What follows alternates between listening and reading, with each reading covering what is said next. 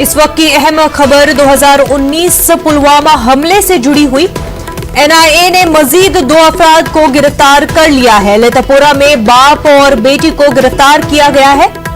इस केस में अब तक 3 अफराद को गिरफ्तार किया गया है। एनआईए के जराये से यह खबर आ रही है। आपको बता दें कि एनआईए ने मजीद 2 अफराद को गिरफ्तार किया है। 2019 पुलवामा हमले से जुड़ी हुई यह खबर है। लेतापोरा में बाप और बेटी को गिरफ्तार किया गया और इस केस में अब तक 3 अफराद को गिरफ्तार कर लिया गया है। एनआईए के जराये के हवाले से यह खबर 2019 पुलवामा हमले से जुड़ी हुई यह खबर है। एनआईए ने मजीद 2 अफराद को लेतापोरा से गिरफ्तार कर लिया गया है। लेतापोरा में बाप और बेटी को गिरफ्तार किया गया है। इस केस में अब तक 3 गिरफ्तारियां हो चुकी है।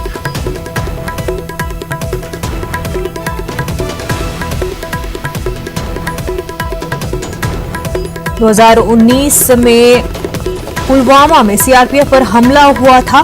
40 जवान शहीद हुए थे। एनआईए ने इस मामले में अब तक 3 अफराद को गिरफ्तार किया गया है। इससे पहले 1 अफराद को गिरफ्तार किया गया था और अब खबर सामने आ रही है कि लेतापोरा में बाप और बेटी को गिरफ्तार किया गया है।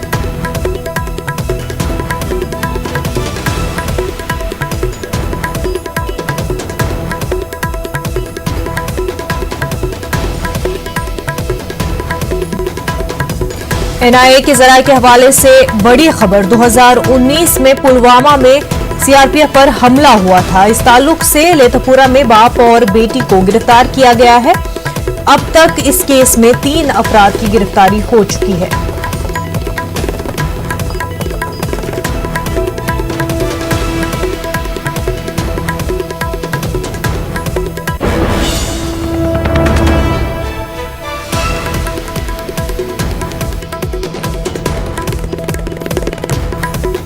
पुलवामा हमले में 40 सीआरपीएफ जवान शहीद हुए थे। इस पूरे मामले को लेकर के एनआईए ने पहले ही गिरफ्तारी की थी और अब मजीद 2 गिरफ्तारियां लेतापोरा से हुई है। लेतापोरा में बाप और बेटी को गिरफ्तार किया गया है।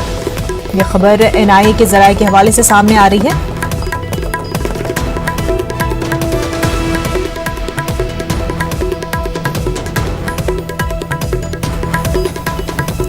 हमारे नुमाइंदे बिलाल खान इस वक्त हमारे साथ जुड़ चुके हैं। बिलाल, मजीद 2 गिरफ्तारियां लेतापोरा से हुई है, क्या कुछ अपडेट है?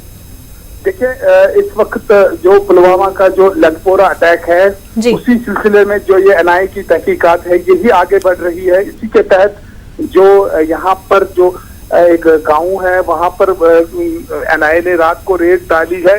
इंशा नामी लड़की है और उसको हिरासत में लिया है। उसके उसका जो बाप है तारिक अहमद शाह, उसको भी हिरासत में लिया गया है और उनको यहाँ से पुलवामा पहले पुलिस स्टेशन लाया गया तो उसके बाद उनको श्रीनगर लिया गया है, जहाँ पर जो एनआईए की खुसूसी टीम है वो उनसे जांच पड़ताल कर रही है। कहा जाता है कि जो आदिल नामी जो मिलिटेंट, जो खुदकुश मिलिटेंट जो इसमें लेतापोरा अटैक में इस्तेमाल किया गया था, तो उसमें जो वीडियो वायरल हुआ था उसका वो वीडियो जो है इन्हीं के मकान में बनाया गया और इंशा का एक सोशल मीडिया पे एक फोटो गन लेकर आया था, तो वो उसके बाद ये तहकीकात शुरू की गई है। कहीं ना कहीं जो लेतापोरा अटैक के जो तार है इस खानदान के साथ भी जुड़े हैं, इस घर के साथ जुड़े हैं, तो उसी सिलसिले में ये तहकीकात एनआईए कर रही है। तो बिलाल, इससे पहले जो ये गिरफ्तारी हुई थी, क्या इन दोनों का कनेक्शन उससे भी बताया जा रहा है? देखिए, इससे पहले जो गिरफ्तारी हुई हाजीबल में जो लड़का पकड़ा गया तो जो आदिल का करीबी साथी माना गया था, उसके बाद ही उसी के कहने पे लगता है कि उसी के कहने पर ये इंकिशाफ हुआ है कि ये भी उस में मुलव्वस है, उस अटैक में। कहीं ना कहीं इनका भी कुछ न कुछ हाथ लगता है कि जिस तरीके से एनआईए ने इनको पहले रात को ही अपनी हिरासत में लिया और पहले इनको पुलिस स्टेशन पुलवामा लाया गया था रात को ही और आज सुबह सवेरे इनको पुलवामा पुलिस थाने से और श्रीनगर लिए गए, तो कहीं ना कहीं लगता है कि जो कहीं ना इनके कनेक्शन जो है और लेतापोरा अटैक से है, उसी बिना पर जो एनआईए की टीम है वो तहकीकात इसमें कर रही है। तो अभी तक जो कुछ पूछताछ हुई है उससे कोई इन्फॉर्मेशन मिल पाई है? देखिए, अभी तक जो एनआईए की जो टीम है उससे पूछताछ हुई है। जो मैंने पहले कहा तो जो सोशल मीडिया पे आदिल का जो खुदकुश अटैक जब हुआ था तो उसके बाद उसका वीडियो जो वायरल हुआ था जिसमें वो कह रहा है कि मैं जब ये वीडियो आप देखेंगे तो मैंने हमला किया होगा। तो वो वीडियो जो कहीं ना कहीं कहा जाता है कि इसी मकान में इन्हीं के जो तारिक अहमद जो है इन्हीं के मकान में लिया गया है वो वीडियो। तो कहीं ना कहीं जो इनका मकान है या जो इंशा है कहीं ना कहीं ये भी मुलव्वस पाई जा रही है उस हमले की साजिश में। तो अभी एनआईए की इसमें अवलीन जो तहकीकात है वो चल रही है, अभी इसमें फाइनल डिसीजन नहीं लिया गया है तो, लेकिन तहकीकात एनआईए की अभी इनसे पूछताछ चल रही है। बिल्कुल, इस पूरे मामले में मजीद तहकीकात अभी बाकी है। बिलाल, बेहद शुक्रिया आपका। आगे बढ़ते हैं। दिल्ली तशद्दुद के दौरान पुलिस एहलकार पर पिस्टल तानने वाला शख्स शाहरुख गिरफ्तार कर लिया गया है। दिल्ली की क्राइम ब्रांच की टीम ने शाहरुख को उत्तर प्रदेश के बरेली से गिरफ्तार किया है। फिलहाल उससे पूछताछ की जा रही है, साथ ही उसको पनाह देने वाले लोगों की भी तलाश शुरू हो गई है। दिल्ली तशद्दुद के दौरान 24 फरवरी को जाफराबाद इलाके में शाहरुख पर 8 राउंड गोलियां चलाने का इल्जाम है। बाद में शाहरुख भीड़ में गायब हो गया था। शाहरुख की गिरफ्तारी हो गई है। जिस पुलिस वाले पर उसने पिस्तौल तानी थी उससे हमारे नुमाइंदे शंकर आनंद ने खास बातचीत की। अभी कुछ दिन पहले मौजपुर और वजीराबाद इलाके में देखा गया आपको, आप जिस तरह से बकायदा एक ऐसे शख्स के साथ सामना कर रहे हैं, सामने पिस्टल हाथ में, वो भी बड़ा आधुनिक पिस्टल लेकर वो फायरिंग कर रहा है, आप सामने में थे, डर नहीं लग रहा था क्या? नहीं सर, ये तो हमारी ड्यूटी का पार्ट है सर, और ये तो ड्यूटी करनी ही पड़ेगी सर। और हमें ट्रेनिंग में सिखाया जाता है सर कि किस तरीके से हमें क्राउड कंट्रोल करनी है। कोई ऐसा एकदम इंसिडेंट हो जाए तो किस तरीके से हमें उसके साथ कंट्रोल करने के लिए कैसे तैयारी की जाती है, ये हमें सब ट्रेनिंग में सिखाया जाता है। दीपक, जिस तरह से बकायदा वो आपको आपके आगे वो आ रहा था, बकायदा पिस्टल चला रहा है, गोलियां फायरिंग कर रहा है, उसके बाद भी आप दोनों में बातचीत हो रही, क्या बातचीत हो रही थी वो मैं जानना चाहूंगा। बातचीत सर वो जैसे ही आ रहा था सामने से तो मुझे कह रहा था कि मैं आपको गोली मार दूंगा, आप पीछे हो जाइए, नहीं तो मैं गोली मार दूंगा आपको। तो फिर मैंने उसको थोड़ा सा डराने की कोशिश की ताकि वो थोड़ा डर जाए या कुछ इस तरीके से उसकी लाइन चेंज हो जाए कि किसी पब्लिक पर्सन को या किसी को कोई गोली ना लगे। अच्छा, मैंने क्या आप कोशिश कर रहे थे कि उसका दिमाग कहीं से डाइवर्ट हो जिससे कि वो कहीं फायरिंग ना करे, आप बातचीत करते रहे, इस बीच में कोई आके पकड़े? हाँ, ताकि सर सारा फायरिंग जो हमारी इसकी रेंज होती है सर उससे बाहर चले जाएं, किसी को गोली ना लगे, कोई कैजुअलिटी ज़्यादा ना हो। निश्चित तौर पे ऐसे दिल्ली पुलिस के जवान को भी हर कोई सलाम करता है। वीडियो जर्नलिस्ट अंकित जैन के साथ शंकर आनंद, न्यूज़ 18 दिल्ली। दिल्ली के वज़ीर आला अरविंद केजरीवाल ने दिल्ली तशद्दुद पर पीएम मोदी से मुलाकात की। मीटिंग के बाद केजरीवाल ने मीडिया से खिताब किया। उन्होंने कहा कि दिल्ली में फैली अफवाहों को दिल्ली पुलिस ने मुस्तैदी से कंट्रोल किया। अगर इसी तरीके से दिल्ली तशद्दुद के दौरान काम करते तो कई जानें बच सकती थी।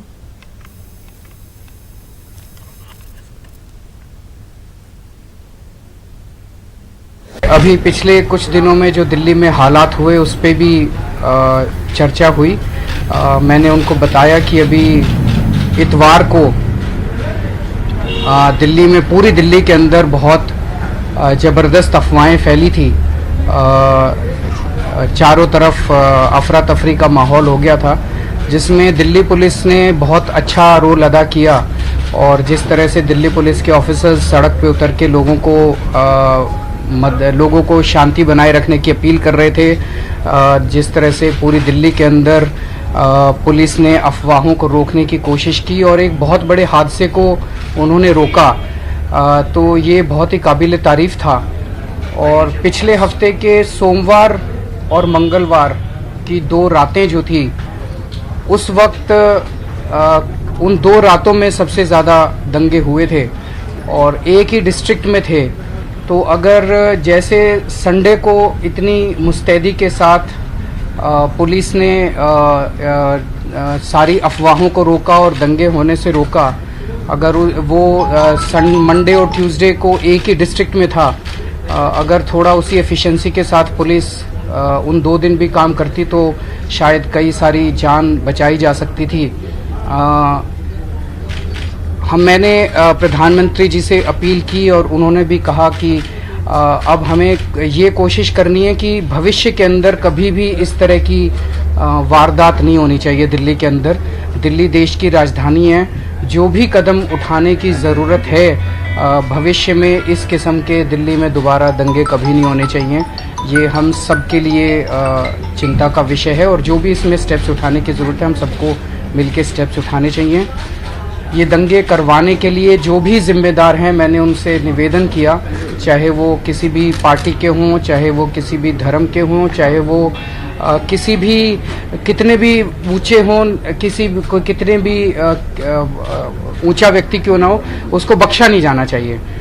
उसके खिलाफ सख्त से सख्त कार्रवाई करनी चाहिए ताकि एक मैसेज जाए कि इस किस्म की हरकतों को बर्दाश्त नहीं किया जाएगा। दिल्ली हुकूमत और वक्फ बोर्ड की तरफ से मुस्तफाबाद में राहती कैंप लगाए गए हैं। इस कैंप में दहली तशद्दुद में मुतासरीन की हुजूम उमड़ पड़ी। हमारे नुमाइंदे ने इस कैंप का जायजा लिया और मुतासरीन से बातचीत की। इस वक्त मैं मुस्तफाबाद की ईदगाह में हूं और ये वही इलाका है जो फसाद से सबसे ज़्यादा मुतासिर हुआ है। मैं इस वक्त यहाँ पर हूं क्योंकि यहाँ पर राहत कैंप लगाया गया है दिल्ली वक्फ बोर्ड की तरफ से, दिल्ली सरकार की तरफ से।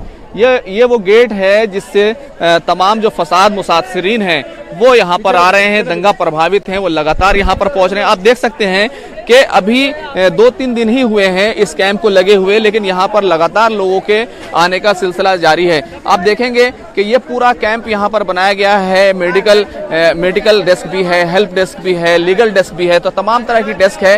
तो ये पूरा जो इलाका है, कहना चाहिए कि ये पूरा कैंप है, ये अलग अलग पंडाल इसमें बनाए गए हैं, लेकिन लोग लगातार यहाँ पर आए हैं। आप यहाँ पर देखेंगे कि लोग मदद के लिए भी किस तरीके से आगे आए हैं। सामान यहाँ पर लोग अब यहाँ पर पहुँचा रहे हैं ताकि इन लोगों की मदद की जा सके, क्योंकि आपको मालूम है कि जिस तरीके से मुस्तफाबाद के खासतौर से शिव विहार, चांद बाग से लेकर के जो दूसरे तमाम इलाके हैं, वहाँ पर किस तरीके से फसाद मुतासिरीन उनको अपने घर बार छोड़ने पड़े थे या तो उनके घर जल गए थे। तो एक हेल्प डेस्क भी बनाई गई है। आप देख सकते हैं कि किस तरीके से यहाँ पर लोग पहुँच रहे हैं। ये डेस्क किस तरह का काम कर रही है? डेस्क आप लोग ये जो सामान लेके आ रहे हैं लोग, हम उनकी एंट्री कर रहे हैं। जो आ रहे हैं सामान और उन सबकी एंट्री करी जा रही है। हाँ, जो लोग मदद कर रहे हैं उनका नंबर और नाम, सब चीज़ का हमारे पास सब रिकॉर्ड रहना चाहिए आगे के लिए। अगर हमें कोई दिक्कत होती है हम उन्हें कॉन्टेक्ट कर लेंगे जी। तो यहाँ पर मदद की जा रही है। अलग अलग तरह के जो लोग हैं वो यहाँ पर पहुँच रहे हैं। देखिए किस तरीके से यहाँ पर तमाम लोग मदद के लिए आगे बढ़े हैं। यहाँ पर लगातार सामान के आने का सिलसिला जारी है, लेकिन इस सब के बावजूद यहाँ पर जो अहम बात यह है कि यहाँ पर जो फसाद मुतासिरीन हैं वो यहाँ पर मुसलसल पहुँच रहे हैं। कई लोग यहाँ पर पहुँचे हैं, उनसे भी हम जानने की कोशिश करेंगे। आप यहाँ आप कहाँ से हैं? शिव विहार गली नंबर 24 फेज 10। तो यहाँ पर आप कब से हैं? क्या आप भी फसाद में मुतासिर हुए हैं? हम यहाँ 7-8 दिन से हैं कंटिन्यूस, और कभी तक कुछ भी नहीं हुआ हमारे। अब जो घर में जो बचा कुचा सामान है ना, अब वो सब उठाए जा रहे हैं। सिलेंडर हो गया, चौकी हो गया, बाकी मेन सामान तो ले गए। अब जो बचा कुचा है वो उठा रहे हैं। अब हम क्या करें? वहाँ देखें, यहाँ देखें, क्या करें, समझ में नहीं आ रहा अभी। तो जब ये फसाद हुआ था तो कब आपको अपना घर छोड़ना पड़ा था? फिर आप कहाँ गए थे? ये फसाद हुआ है जी मंगलवार को 4:30 बजे से स्टार्ट हो गया था। शिव विहार में सब घर वगैरह जलाना स्टार्ट हो गए थे, तो हम बड़ी मुश्किल से घर में अपनी लाइटें वाइटें बंद करके अपने घरों में छुपे रहे। बुधवार की सुबह कुछ हमारे मुस्तफाबाद के भाई आए और कुछ मिलिट्री लेकर आए। उन लोगों ने हमें निकाला है। जब उन्होंने हमें निकाला है उसके बाद जितने घर थे वो तो सारे जला दिए गए, लेकिन जो बचे हुए थे, जब कंप्लेन हो गई तो उन घरों के ताले तोड़ के अंदर से लूटपाट करेगी बेतहाशा। कुछ नहीं छोड़ा जो कुछ छोड़ा हो। हमारी वहीं के पड़ोसियों ने कुछ मदद कर दी, जो हम बच्चों को ठा के भागे। 2 बच्चे हमारे, एक बेटा एक बेटी। अभी आप क्या अपने घर वापस गए हैं? जी नहीं, अभी ये रास्ता बनता, लड़ाई झगड़े से भी हम गए नहीं है। नहीं जा पाए। अब हमें सोचा कुछ मदद सी हो जाए तो अपने घर देखो, अपने घर चले जाए या कुछ हिला हो जाए हमारा। अभी हमारा आदमी बेरोजगार है, अभी कोई काम वाम कुछ नहीं है। अच्छा, आप कुछ कहना चाहते हैं? हाँ जी, ये मैं शिव विहार गली नंबर 22 से बोल रहा हूँ जी। मैं जिस टाइम मंगलवार को उन्होंने उपवास में चला के पत्थर मारने शुरू करे, घरों में आग लगानी शुरू करी, तो उसी टाइम पर उन्होंने कहा था बाहर निकल जाओ, नहीं तो आग लगा दे। हम उसी टाइम हैंड टू हैंड जब भी बच्चों को लिया तुरंत बाहर निकले, तुरंत आग लगा दी। फिर कहा जाए तो यहाँ पर हर एक का यही दर्द है कि उसका घर लूटा है, उसकी दुकान लूटी है, लेकिन यहाँ पर कितने लोग आ गए हैं, कितने लोग पहुंचे हैं, हमें जो बताया जा रहा है, यहाँ पर आपको हर तरफ लोग दिखाई देंगे। ये सारे के सारे लोग सब के सब जो है फसाद मुतासरा लोग हैं। और अहम बात यह है कि ये इनको कहीं ना कहीं अपने जो दर्द है उसका सामना करना पड़ा है। यहाँ पर लोग मौजूद हैं, इनसे ज़रूर जानने की कोशिश करेंगे क्या कैपेसिटी है यहाँ की और कितने लोग अब तक यहाँ आ चुके हैं? देखिए 1500 की कैपेसिटी यहाँ पर है, तो अभी रात भर में लोग आने में भी हैं और अभी भी काफ़ी सारे क्षेत्रों में, तो अभी हम कोशिश कर रहे हैं कि ज़्यादा से ज़्यादा लोगों तक ये बात पहुँच सके और वहाँ से लोग जो हैं यहाँ पर आ सकें। कैंप में तकरीबन 1500-2000 की कैपेसिटी है, लेकिन अभी फ़िलहाल यहाँ पर 1000 लोगों के करीब पहुँच चुके हैं। देखा जाए तो ये जिस तरह के हालात हैं उनमें ये कैंप दंगा मुतासरीन के लिए थोड़ी सी मदद की एक पहल के तौर पर जरूर देखा जा सकता है। कैमरामैन जगदीश गौतम के साथ Khurram Shahzad, news 18 Urdu, Delhi. Social media तर्क करने के पीएम मोदी के ट्वीट पर जारी सस्पेंस को खुद नरेंद्र मोदी ने दूर कर दिया है। उनका नया ट्वीट आया है जिसमें उन्होंने लिखा है कि वो अपना अकाउंट उन खवातीन को मंसूब करेंगे जिनकी हयात और कारनामों ने उन्हें मुतासिर किया है।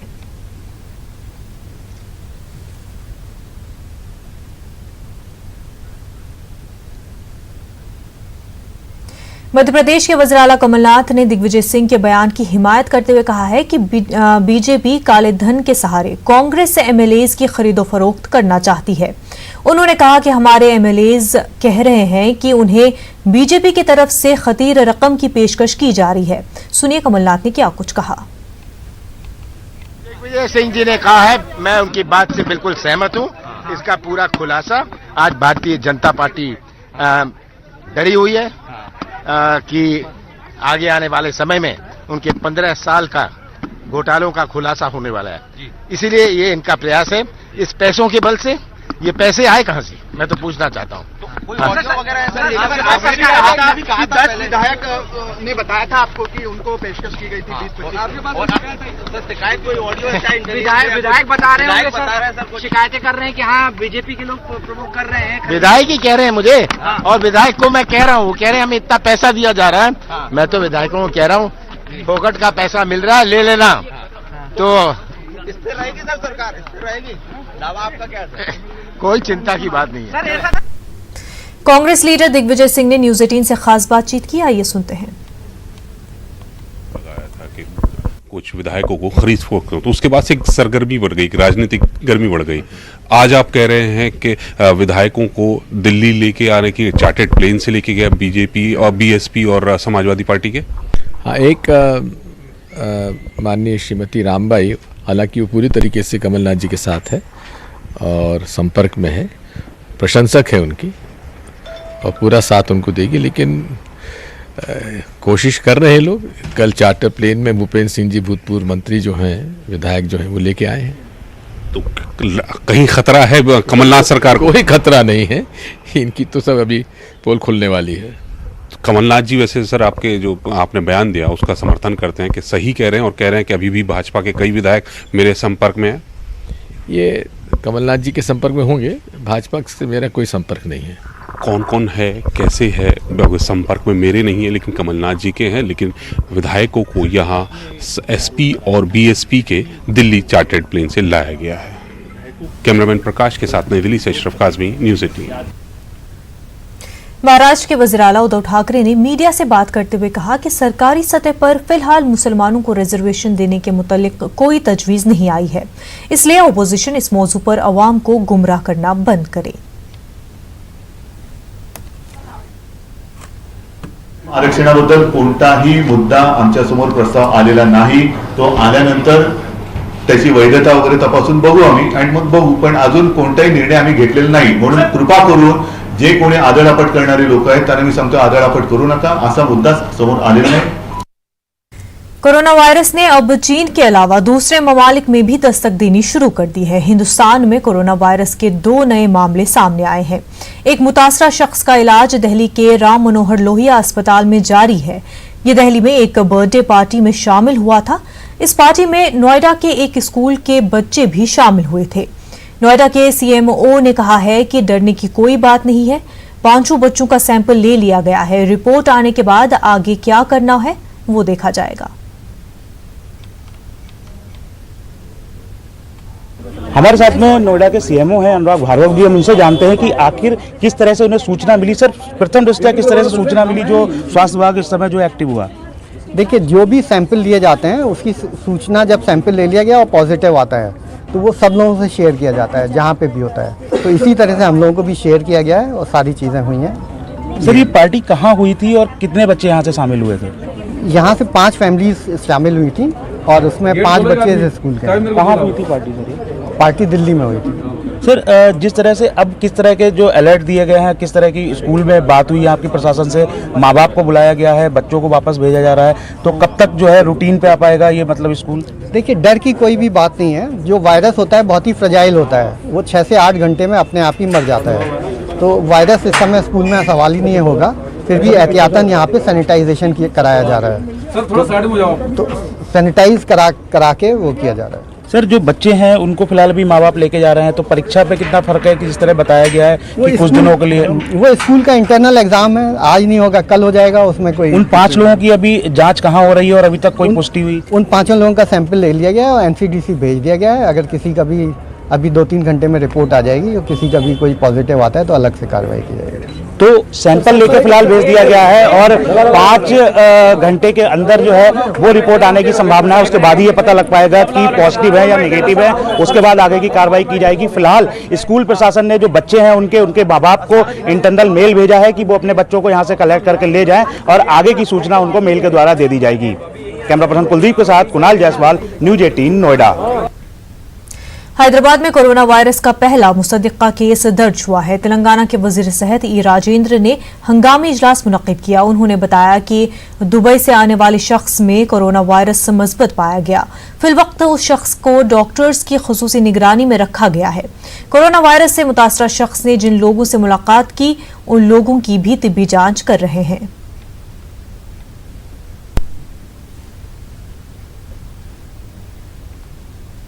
दुबई इन्हें सॉफ्टवेयर कंपनी में काम करता है। इन्हें दुबई जाके उनके कंपनी में काम करते टाइम पे वहां पे दूसरा जो कंट्रीज है हांगकांग, वो हांगकांग कंट्री के जो सिटीजन्स है उन लोग से मिलकर काम करें। वहां पे इनको आया होगा। इन्हें डायरेक्ट बेंगलुरु आया था 1928 को, फिर काम किया था उनका कंपनी में। उसके बाद उन्हें 22 को हैदराबाद आया था। हैदराबाद आने के बाद उन्हें बुखार आया बोल के, फीवर आया बोल के उन्हें डॉक्टर के पास जाके ट्रीटमेंट लिया था। 4 दिन के बाद उनका बुखार कम नहीं हुआ। 4 दिन के बाद उन्हें अपोलो हॉस्पिटल में जेल हुआ। अपोलो हॉस्पिटल में ट्रीटमेंट लेते टाइम पे उनको बुखार कम नहीं हुआ। कल 5 बजे हमारा गांधी हॉस्पिटल को आया था। गांधी हॉस्पिटल में ये कंफर्म करने के बाद इसको क्या ट्रीटमेंट देना वो ट्रीटमेंट दे रहा है।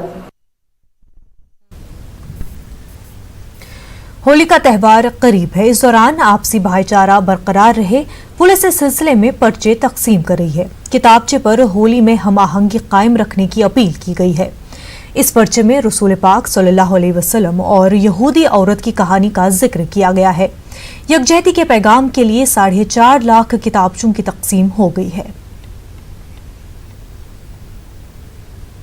इनके पैगंबर, इनके जो धार्मिक गुरु हैं उनके माध्यम से इन लोगों को मिल रहा है।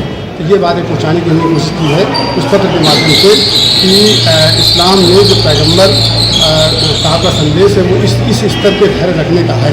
तो दूसरों के त्यौहार में आगे आकर के तो होली के इस समय में सभी आपके माध्यम से मुस्लिम भाइयों से अपील है मेरी कि इसी तरह के धैर्य और समझ का परिचय दें और जिससे कि कोई भी बात ऐसी ना हो कि जो कि सांप्रदायिक रंग ले सके, सांप्रदायिक रूप ले सके, जिससे कि अफवाहों का बाजार गर्म हो और उसके बाद सांप्रदायिक रंग ले सके। आसाम के उत्तम दास ने मजहबी किताबें ऐसी जबान में लिखी हैं जो सिर्फ आईने में देखकर पढ़ी जा सकती है। उत्तम दास मजहबी किताबों को मिरर लैंग्वेज में लिखने वाले दुनिया के पहले शख्स हैं। कुरान, बाइबल और गीता को उन्होंने मुनफरिद अंदाज की तहरीर में मुरतब किया है। इन मजहबी किताबों का सीधा मतलब समझने के लिए उन्हें उल्टा पढ़ना पड़ेगा और एक आईने के जरिए ये काम बआसानी किया जा सकता है। उत्तम दास बरसों से ये मशगला अपनाए हुए हैं। लियोनार्डो दा विंची की तरह कामयाब काविशों पर उत्तम दास को काफी सराहा जा रहा है।